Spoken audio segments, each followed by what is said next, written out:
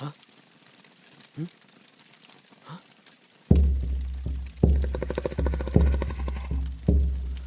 Los Wincas le dicen el tigre. Nosotros lo llamamos Nahuel.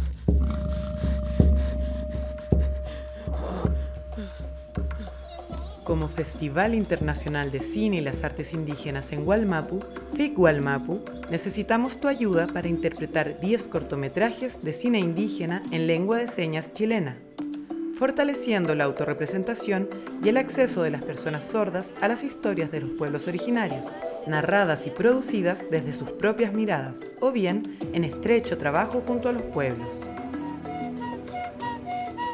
Jos, Nehuen, Elueteotiante.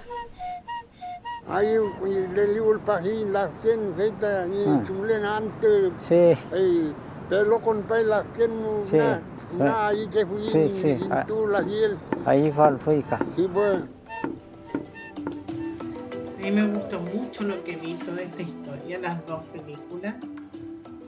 En Chile, ni las lenguas madres ni la interpretación a lengua de señas son promovidas por las instituciones del Estado. Por eso la autogestión es fundamental. Con esta campaña buscamos juntar 5,5 millones de pesos para los costos correspondientes. Estos cortometrajes quedarán disponibles y liberados en nuestra página web, siendo parte del catálogo de películas en línea. En este proyecto trabajaremos con el Club Deportivo y Cultural de Sordos de Temuco, en territorio mapuche, donde estamos radicados como festival, con una dupla de trabajo dirigida por la intérprete sorda Claudia Tolosa.